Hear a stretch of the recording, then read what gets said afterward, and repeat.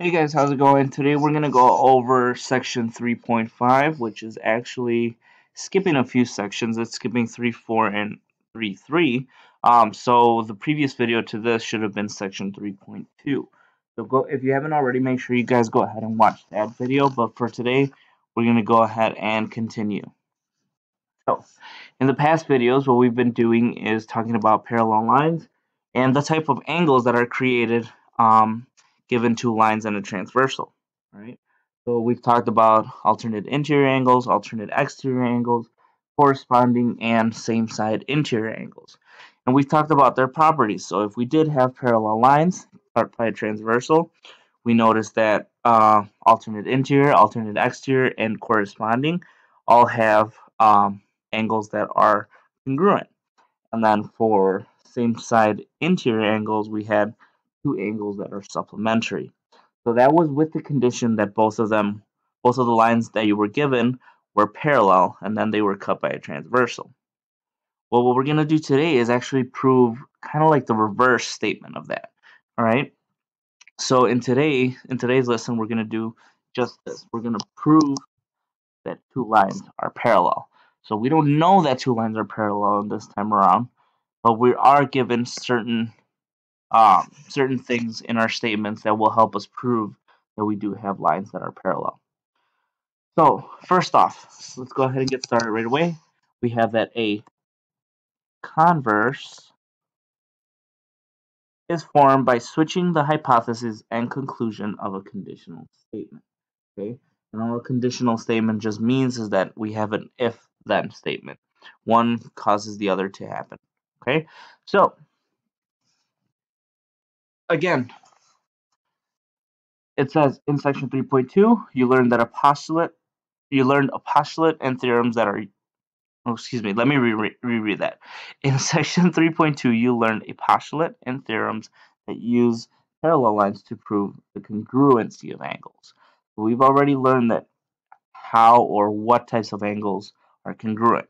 In this section, what we're going to do is going to use converse of those theorems to prove that the lines are actually parallel. So where before we knew they were parallel, that's exactly what we're going to do today, the reverse process of. We're going to prove that those lines are parallel. Okay, so let's go ahead and take a look at a few of our theorems. So the first one that we have here is the corresponding angles converse. That one states that if two lines are cut by a transversal, so that the corresponding angles are congruent. So the corresponding angles are congruent. Then the lines are parallel. So what does this mean? Well, this is all it means. If I have angle 1 and angle 2 here, right? And I know for a fact those are corresponding angles. I know that already. But what this statement is telling me in the beginning, that if those two angles are congruent, what's true about lines J and K? Well, that those two lines have to be parallel. Okay, and you're gonna notice there's a lot of similarities in all these statements here. But keep those things in mind, okay, guys? So let's go ahead and take a look at the next one. It says alternate interior angles converse. If two lines are cut by a transversal so that the alternate interior angles are congruent, so angles 3 and 4 are congruent, then what's true about the lines? Then the lines are parallel. And I'm not going to write out the word, I'm just going to use the symbol. But lines are parallel. So in this case, angles 3 and 4 have the same measure, meaning they're congruent. So what does that mean? That J and K are parallel. Okay. All right. Let's take a look at same side interior angles. So it says if two lines are cut by a transversal, so that the same side, and let me go ahead and change that. If you know them by consecutive, guys, that's totally fine. It's just that when I teach this, I like to use same side interior. It makes it a little easier to identify when I give a diagram.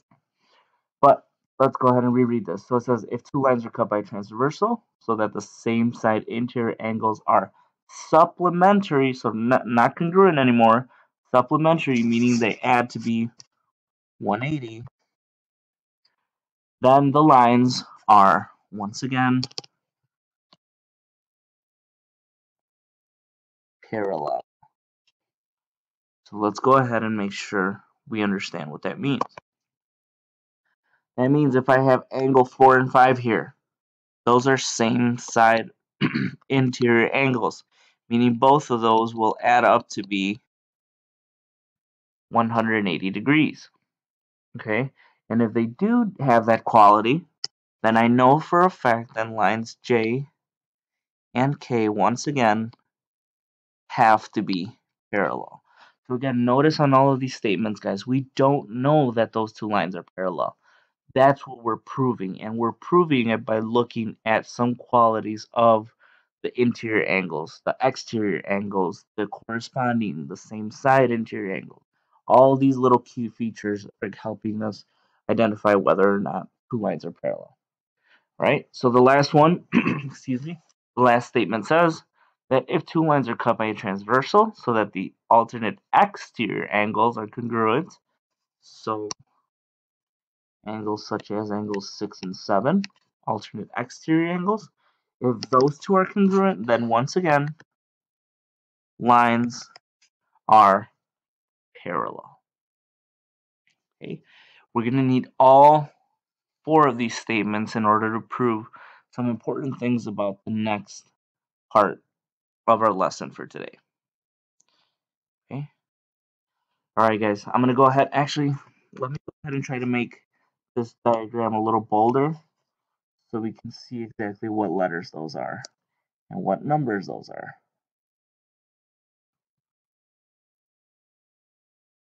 I apologize for the bad quality on this diagram here, but I'll do my best to make it a little more legible. And I'm going to go ahead and use my highlighter to make sure that we know exactly where all those angles are and where all those lines are. But let's go ahead and get started. Then I'm going to have you guys try out a few on your own. So it says, example number 1. Given the following information, determine which lines, if any, are parallel. And then we have to go ahead and justify our answer. Okay. Oh. First off, we're given angle 3 is congruent to angle 7. So that's our statement. That's what we know for a fact. So angle 3 and angle 7. Okay? All right. So we have to try to prove that, if any, lines are parallel. Well, first off, notice we have 4 lines, guys. All right? And what we usually need to find is 2 lines that are parallel and a transversal. That gives us a total of 3 lines. So I really only need 3 lines. So that means there's going to be 1 line on here that I'm really not even going to need. What I'm going to do to show you guys that is this. Angle 7 is created with line L and line A, correct? And then angle 3 is also made by line L, but also with line B. So did I even use line M at all? No. So I don't even need line M. I'm going to go ahead and cross it out. I don't even need it right now. Okay? So now, again, which lines did I use? I used line A, line B, and line L. Okay? So which 2 lines are we going to prove to be parallel? Before I even do that, I want to ask you a different question. Can you spot which one of those 3 lines is the transversal? Which one cuts through 2 lines? And hopefully you're saying L. L is the transversal, right? That one's cutting through both lines A and B. So the 2 lines that must be parallel are A and B. Okay? Alright, so I'm going into quite a bit of detail on this, but if it still doesn't make sense, guys, make sure you rewind the video a little bit, make sure this makes a little bit more sense, or come reach out to me and I will definitely help you out, or ask your teacher. Okay? But lines A and B must be parallel, but we have to justify that, guys. Why do we know that those are parallel? Well, let me get rid of a few things that I've highlighted here. The first question I want to ask you before we answer any more is what's true about angles 7 and 3? So if lines A and B are parallel, like we are stating, if lines A and B are parallel. Actually, no, let me not say it that way because we're proving the exact opposite. Even if lines A and B weren't parallel, what kinds of angles are angles 7 and 3? Well, hopefully you are saying that these two are alternate interior angles. Again, if you kind of cap this off, guys, if you close this little box up, those are in the interior of that box, and they're on alternate sides of the transversal, which in this case we said the transversal was line L. So those are alternate interior angles. So this is what I'm going to write for my reason why A is parallel to B. And the reason is because if alternate interior angles are congruent, which is exact statement A said, that angle 3 was congruent to angle 7, then lines are parallel. Okay? Then I have parallel. So if I knew this original statement being if alternate interior angles are congruent, which is exactly what A said, then my lines must be parallel. Okay? That's exactly how the rest of these are going to work. So let's go ahead and look through these and see if we can get the rest of these conditional statements now. The rest of these converse statements. Alright, I'm going to go ahead and do a little bit of erasing here because we're starting with a whole new set of angles. Now we're being given that angles 9 and angles 11 are congruent. Okay, so again, I'm going to go ahead and cross out whatever line I know for a fact I'm not using, and hopefully you guys can see right here, we're not even looking at line L. Okay, now we're just between line A, line B, and line M. Okay, and before I go any further, can you guys tell me what kind of angles these are? Not only are they congruent, but what particular quality do they have? And hopefully you guys are saying right now that they are corresponding angles. Okay, so corresponding angles. All right, meaning what two lines must be parallel if corresponding angles are congruent. Okay, and again, it's just a matter of identifying, well, which one of those is the transversal and which one of those two lines are the ones that look like they might be parallel. And hopefully you can see that it looks like lines A and B, once again, look like the ones that might be parallel because M is our transversal. So to finish off my final statement, it says if corresponding angles, and I totally misspelled corresponding, if corresponding angles are congruent, then I have parallel lines. Okay? Alright, what I'm going to have you guys do is go ahead and try out letter C, and then we're going to go ahead and continue on with the rest of these. So go ahead and pause the video right now and try out letter C. Okay, alright guys, so here is the answer for letter C. We have that lines L is parallel to, excuse me, is parallel to line M, and the reason why is because if alternate exterior angles are congruent, then we have parallel lines. Okay, so that was the reason why line L must be parallel to line M, because we have alternate exterior angles that are congruent. All right, this one's the one that's going to be a little bit trickier. So let's go ahead and take a look at it. So it says angle 6 is congruent to angle 7. Let's see, where is angle 6? Angle 6 is congruent to angle 7. Well, let's think about that, guys.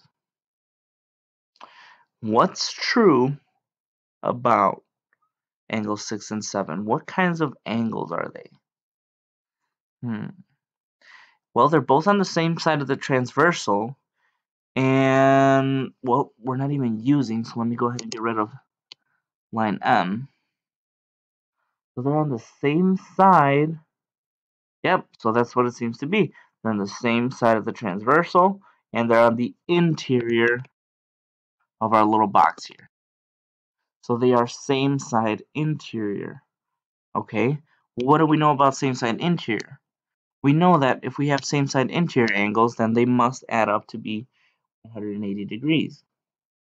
But they didn't tell us anything about adding up to 180 degrees. They just told us that they were congruent. Well, that doesn't help me, because what if angle 6 and 7 are both 30 degrees? Did they add up to be 180 degrees? No. What if they're both 80 degrees? Well, 180 plus 80 is 160, so that's still not adding up to be 180. So this actually tells us that none of the lines are parallel. They might be. 6 and 7 could be both 90 degrees and they would add up to be 180, but nothing in this diagram is showing us that. Okay? And the reason why is because same side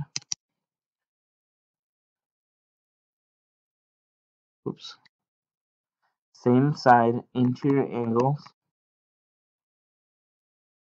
are supplementary,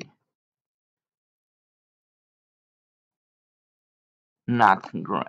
Okay, we don't care if they're congruent. What we want to know is, do we have same-sided interior angles that are supplementary? And we cannot conclude that from the diagram or from the information we were given.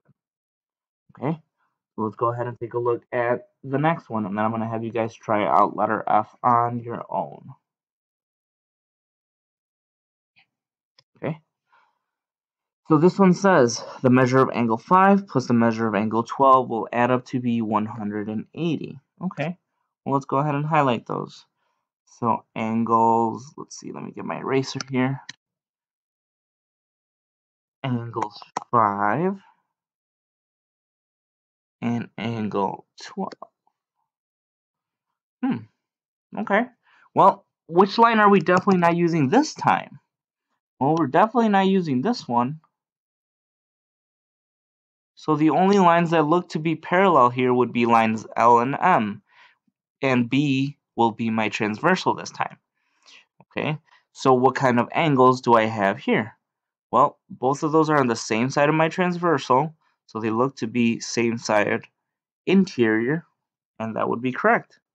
So what is it telling us? It's telling us that the measure of both of these will add up to be 180. That is perfect because that's exactly what we need. So which two lines are parallel here? Lines L is parallel to line M. And why do we know that? Because if same side interior angles are supplementary, then I must have parallel lines. Okay, that was the quality and the characteristic that we were given here. That those two must add up to be 180. We know that for a fact. And we notice that angles 5 and angle 12 are same side interior. So yes, if same side interiors are supplementary, then two lines must be parallel. And in this case, they are lines L and M. Okay. All right, one last one that I want to do with you guys, or I want you guys to try on your own rather, is letter F. So go ahead and what I'll do for you guys is actually go ahead and highlight them for you. And you guys can make up your own conclusions here. So angle 7 and angle 2. So those two angles. Will they prove that any of these lines are parallel? We'll go ahead and try it out. Alright guys, hopefully you had a chance to try that one out. So, this statement that you were given in the beginning, excuse me, would prove that no lines are parallel, to be honest. Okay? And the reason why is this. Well, angles 2 and 7 are what? They're what? They make a straight line. They make this straight line. So, angle 2 is this part, angle 7 is that part, and what? What about them? Well, they add up to be 180. Well, yeah, that's because they're a linear pair. But a linear pair doesn't tell us anything about any lines being parallel. So then this would be none, and the reason why is all linear pairs are supplementary. We know that.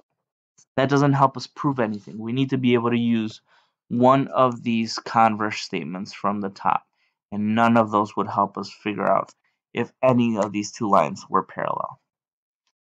Alright, let's go ahead and move on to the back side. So, we have a little bit different of examples here, but same kind of process, guys. So we're going to be able to solve these together, and I'm going to have you guys try out a few on your own. So it says, the measure of angle 1 is 52 degrees. So I'm actually going to go ahead and write that in right away. Measure of angle 1 is 52 degrees. Find the measure of angle 2, measure of angle 3, and determine if M is parallel to N. Well, okay. How about angle 2? Well, first off, angle 1 and angle 2 show this little symbol right here. And that shows us that both of those are congruent. So what must the measure of angle 2 be? Measure of angle 2 must also be 52 degrees. Okay? Alright, so let me go ahead and write that in. 52 degrees. Now, angle 3. Well, if you compare angle 1 and 3, they're not alternate interior, they're not alternate exterior, they're not same side interior, and they're not corresponding. But if we compare it with 2, well, aren't those a linear pair? Don't both of those both of those angles make a straight line? Huh. This part right here is for angle 2, and this part right here is for angle 3. And they made a straight line right on line N, so those two are a linear pair, meaning that they must add up to be 180. But I already know one of them. So the measure of angle 3 plus 52, which is the measure of angle 2, must equal to be 180. So if I subtract 52, I get that the measure of angle 3 is what? And in this case, it's actually 128 degrees. So 120 degrees. Right? What you have to do is take 180 and subtract 52, or you can set it up just like I did right now. Either way, you should get 128 degrees. Alright? Now the question is being asked is, oh, by the way, before I do that, let me go ahead and write this in. 128 degrees. Okay. Is line M parallel to line N? Well, we're going to have to use one of those statements from up top, one of those 4. And the only one that I can tell right now that would work is something regarding corresponding angles. Because which two of those are corresponding angles? Well, angle 1 and angle 2. They're being cut by the transversal, and they're both on the left side of the parallel lines, but still on the same side of the transversal. So yes, this is definitely those two lines are definitely parallel, and the reason why is because if corresponding angles, if corresponding angles are congruent, then we must have parallel lines. Okay. All right, next one. And then I'm going to have you guys try some on your own. So this next one says, find the value of x that makes j parallel to k. Okay, so I want to find an x that will for sure make J parallel to K. Well, first off, let's look at the angles that we're given. We're given 4x and x. But we have to identify what kind of angles are those. Well, they're on the same side of our transversal, and I'm going to go ahead and call our transversal T. So they're on the same side, and they're in the interior, right? We make our little imaginary box. So they are same side interior, meaning that they must be supplementary, okay? Okay, so both of those angles must add up to be 180. So let's set that up. Angle x plus angle 4x must add up to be 180. X and 4x, I can combine them to give me 5x. And then if I divide both sides by that 5, what do I get? I get x equals 36. Alright, so what was my x value? My x value here is 36. And again, guys, if you want to double check your answer, you can always go ahead and plug it in. That means that this angle here is 36 degrees, and then 4 times 36, I believe that is 144. So 144 degrees. And sure enough, 144 plus 36 will add up to be a 180, meaning that now I can give my rationale. And the reason why is because, again, look up at your statements, guys, see which one of those applies. But it's this one. If same side interior angles, then parallel. And in this case, it's J and K that are parallel. Okay? Alright, guys, what I want to have you guys do is actually try out let me try out the next one. Actually, no, I'll let you guys try out example 5 on your own. I think I'm going to go over example number 4 with you. Alright, so let's take a look at it. It says, determine if A is parallel to B. The measure of angle ABE is what we want to find first, then the measure of angle DEG. Okay, so ABE is right here. ABE. Well, the only other angle that kind of touches that angle is that 144. And again, 144 plus this angle that I'm looking to find are a linear pair, meaning they must add up to 180. Okay, so what I can do is just take 180 minus 144, and I should get 36 degrees. So this right here has, oh, what am I doing?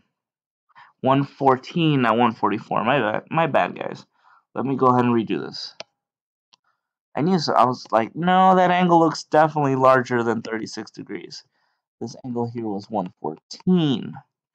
So then, in reality, it's 66 degrees.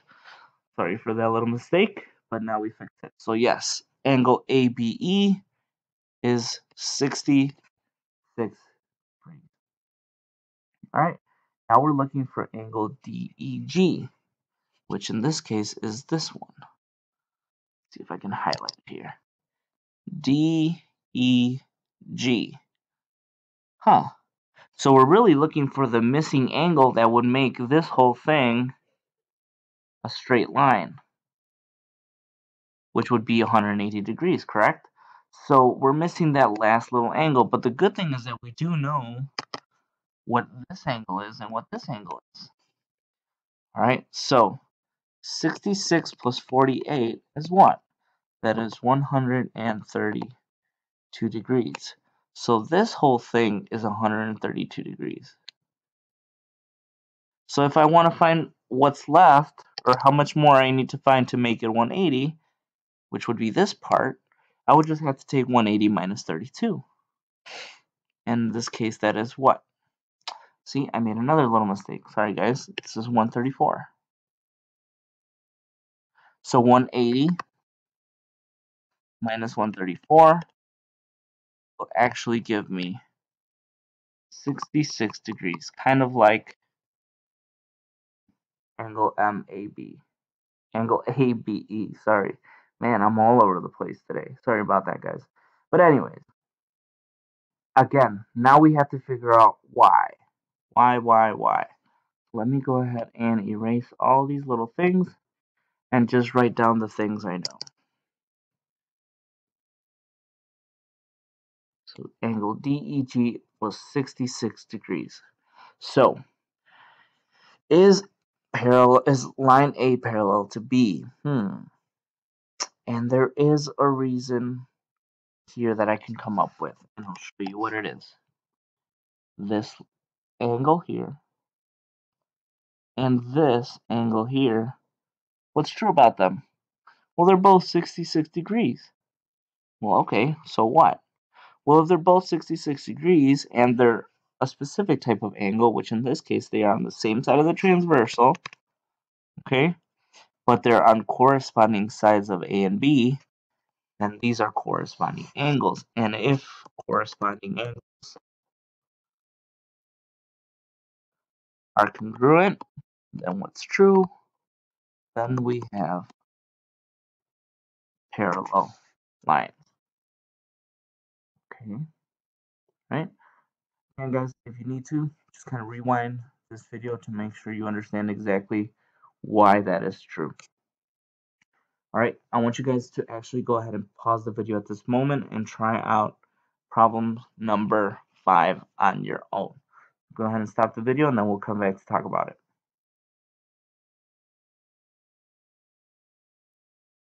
Alright, so first off, let's go ahead and read the statement. It says, find the value of x that would make CH and DG parallel. Okay, and it's telling us measure of DEF and measure of DEF or GEF. Sorry. Okay. Well, let's go ahead and take a look at this. So first off, we're given these two angles right here. And what we know is that they're telling us what would make CH and DG parallel. Well, the only way that those could be parallel is if these two angles, which in this case are alternate interior angles, then they'd have to be congruent. Okay? So, what does that mean? That means that 90 minus H must be equal to, minus X must be equal to X. Okay? So I just solve from here. Let's add X to the other side. I get 90 equals to X. If I divide these by 2, I get X equals 45. Okay? Which makes sense because look, if X equals 45, then this is 45. And 90 minus 45 is also 45. Good. So far so good. Now we have to go ahead and find measure of HBE. Well, that is HBE. HBE is what we just found, 45 degrees. And DEF, so let's go ahead and find that out. DEF, well, that would be the linear pair to this angle, and if that's already 45 degrees, then all I really have to do is take 180 minus 45. And what would that be in this case? That would be 135 degrees. Okay, and then finally, we know for a fact now that CH and DG are parallel because we made an X that would make them parallel. And if we look at these two angles, 45 and 45, those two angles there are actually alternate interior angles, and we know that if alternate interior angles congruent, then I must have parallel lines. Alright, so we're almost done. Let's go ahead and finish this last one and see if we can end it right there. So, this last example is asking us to prove that P is parallel to Q. And I'm sorry that it looks so horrible in this diagram, but this here is P, and this here is Q. Okay. Um, to prove that P is parallel to Q by the same side interior angles, converse, which angle pair must be supplementary? Okay. Well, let's see. Let's take a look at them. Let's look at letter A. Well, angle 3 and 10. Angle 3 and 10. Well, just by looking at angle 3 and 10, and remember what we did up top, which line do we not even use? Well, angle 3 touches these two lines. Angle 10 touches these two lines. None of them even touch line Q, and that's one of the ones we're trying to figure out if it's parallel. So that is definitely not one of them. This is not a good choice. Okay, move on to the next one. B and let's see. Yeah, part B, angle 3 and angle 8. Angle 3 and angle 8. Okay, in this case, which lines do none of those touch? Well, let's see. Angle 3 touches these two lines. Angle 8 touches those two lines. So line S is not even being touched at all. So that's good because P and Q now look to be the ones that might be parallel, and line R looks to be the transversal. And let's see, are those two same side interior? Yeah, look to be, right? They're both on the same side of the transversal, so transversal R. They're both underneath that transversal, and they are both on the interior of our lines, which means that yes. And if we knew that angle 3 and angle 8 were supplementary, then yes, this would definitely prove that P and Q are parallel. Okay, so we already found it, guys. We can go ahead and cross these out as non-working. But if you want to go ahead and try them out, I would highly suggest you do so, just to convince yourself that yes, only that statement B would be the only one we would need to prove that those two lines are parallel. Alright guys, I think I'm going to go ahead and stop the video here. Hopefully this helped you learn a little bit more about the converse statements of our original statements that we did in section 3.2. But other than that, we're going to go ahead and continue on to something a little bit different. Alright guys, I'm going to stop the video there. See you next time.